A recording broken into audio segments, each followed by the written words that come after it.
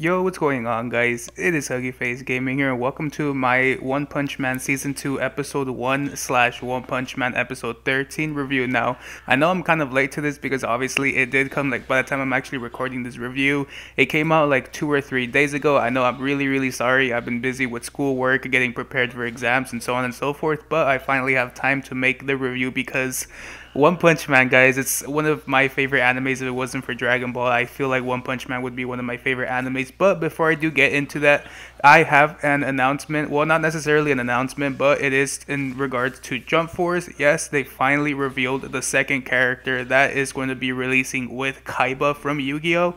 And that person is All Might from My Hero Academia. Now, I know a lot of you guys are probably hyped about this. Me, myself, I do like All Might as a character and whatnot. I'm not really that into My Hero Academia. I heard it's a really fantastic anime, so it's really cool how they're introducing not only the main character, but obviously All Might. I don't know if there's going to be another DLC character because I believe they said that there was going to be 3 characters per, launch, so maybe we're going to get Kaiba, All Might, and someone else, but regardless, those 2 characters are extremely cool to have as your Season 1. I personally already have the Season Pass or the Fighter's Pass, whatever you want to call it, so I will be uploading clips of those characters once they come out. I believe they come out in May, so obviously check out for that, and obviously this gameplay is me playing ranked, so I suck at this game, so there might be some losses here and there, but just all for you guys' enjoyment while I talk about One Punch Man. So let us get straight into this. So are you guys excited for All Might? Because the way he looks and the scans and everything that they're showing, he does look really cool. Can't wait to use him in Jump Force. But let us get straight into One Punch Man, guys, because honestly, I was super excited for the return of One Punch Man. Now, the thing that's kind of weird is that it's only exclusive on Hulu as well as Crunchyroll in some areas. Like, for me, I had to make a Hulu account so I could actually watch the actual first episode and so on and so forth. You could probably find it on YouTube, but there's a lot of channels that are getting it taken down because obviously they want you to go to Hulu and actually watch it there and pay for memberships and so on and so forth, but that's beside the point. So if you guys do want to watch it, you're going to have to get either Hulu or be in Europe with Crunchyroll, or if you could actually find it on YouTube before they take it down, even better. But let me get straight into the review. So this whole episode kind of revolved around King and who King really is, because there was a lot of backstory in terms of King, especially as to how he got the name of the strongest hero.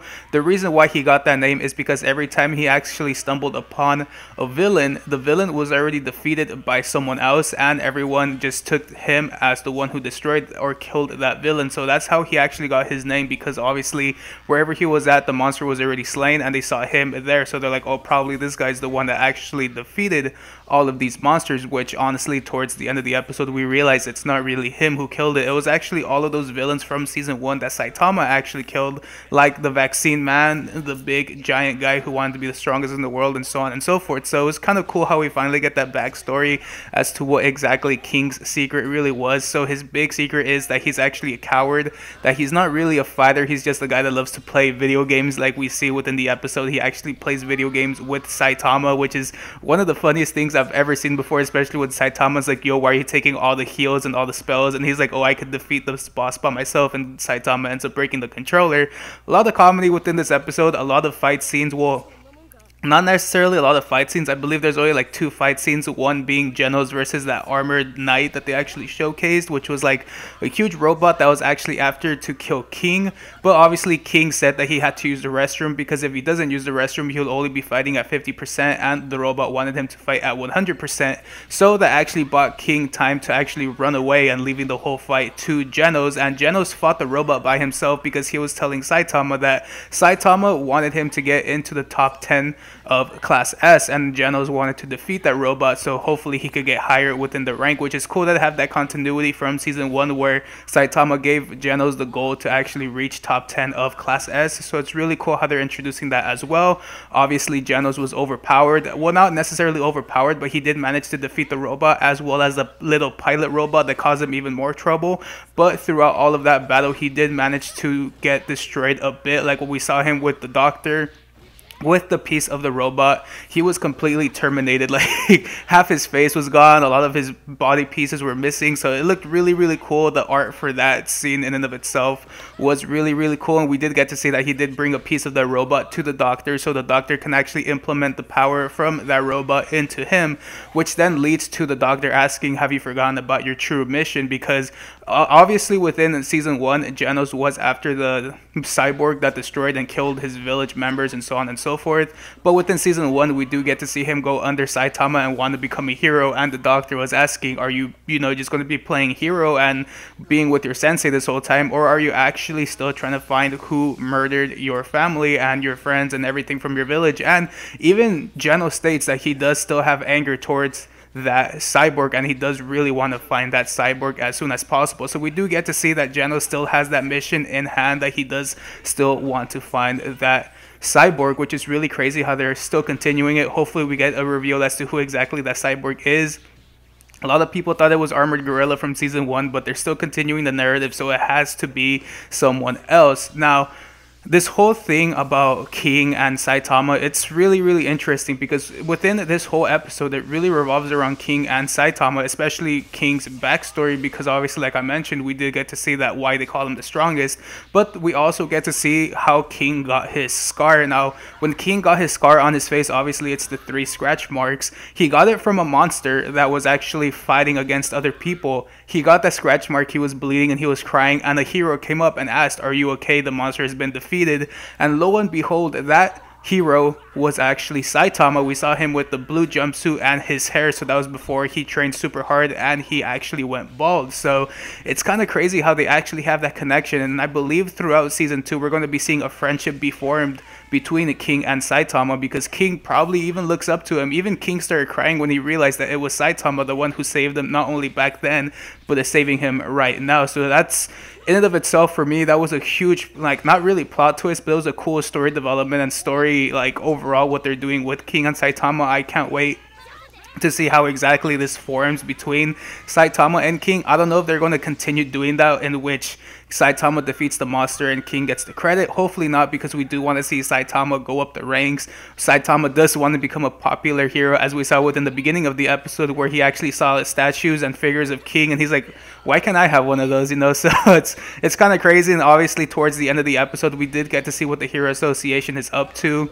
They actually recruited a lot of the muggers and a lot of villains from around the area into the Hero Association, because they do need their help in order to defeat whatever foe is coming, because obviously the foretellers stated that there was going to be a huge disaster coming their way. Honestly, I thought the huge disaster was Boros and his whole thing towards the end of season 1, but I'm guessing there's going to be an even bigger threat that's coming. Who knows? But obviously within the crowd, we did get to see Speedo South Sonic, and he was reading out the letters that these Hero Association had, which was cool, because even the headmaster or whatever of the Hero Association said he never sent out any of those papers. How did Sonic actually manage to get those papers? But obviously we know that Speedo Sonic is a really cheeky person, and he's actually really fast and really, really smart. So he was actually in the building because he wanted to face Saitama, but Saitama obviously doesn't live with the heroes, I believe, so he wasn't there. And Sonic read everything out, that he read out that the Hero Association actually wanted everyone to be involved to actually take care of the villains that are coming ahead. So that's kind of why all of the villains were actually there. Speedo Sonic said he doesn't want to be a hero, so he just left. And that's when we actually get the introduction of Blizzard. I believe that's the name of the other character. That's Tatsumaki's sister, I think, who is class B, rank 1. So she's top of the rank where Saitama's going. So it looks like her and her group are looking for Saitama. Who knows for what, because I haven't read the manga. I don't know exactly why they want Saitama. And then we have Speedo Sonic, who wants to face off against Saitama, because obviously he's been training and he does want to face off against the person who defeated him twice. And that was basically it within the episode. And obviously at the very end, we finally get the introduction of Garo. I believe that's how his name is. I remember when I first said it was Goro, and a lot of people were getting mad because that's not how you pronounce the names. But yes, we did get the introduction of Garo. So I'm guessing we're going to be seeing him within episode 2, whenever that one comes out. But yeah, overall it was a really, really, really solid episode. I genuinely liked it. There was action in there, there was comedy, there was story, a lot of story in there. So overall it was a really, really cool episode. The only thing obviously that a lot of people are talking about is the downgrade in animation, but if you're able to top it off with great storytelling, great comedy, and so on and so forth, the animation shouldn't really necessarily happen. Now, obviously, season one did set a huge standard when it came to One Punch Man, but season two, it's not that bad. Like, in my opinion, it was a lot better than I anticipated. Obviously, when I saw the trailers and everything, I was like, oh, this is going to be a really, really bad season for One Punch Man. But no, it's actually really, really good. I genuinely enjoyed One Punch Man season 2 episode 1 or episode 13, however you guys want to call it. Like, in my opinion, I'd probably give it a 7 out of 10, probably even an 8 out of 10. Like, for me, I really enjoyed it, and hopefully they keep this up. I do see, bits here and there where the animation is choppy, but overall the animation is actually pretty decent for what it is, when it comes to that downgrade. So yeah, overall I really enjoyed this episode, and I can't wait for season 2, not season 2, episode 2. But that's enough of me. What did you guys think about this? Did you guys enjoy all of this? What was your favorite part about this episode? Did you like the comedy? Did you like the action?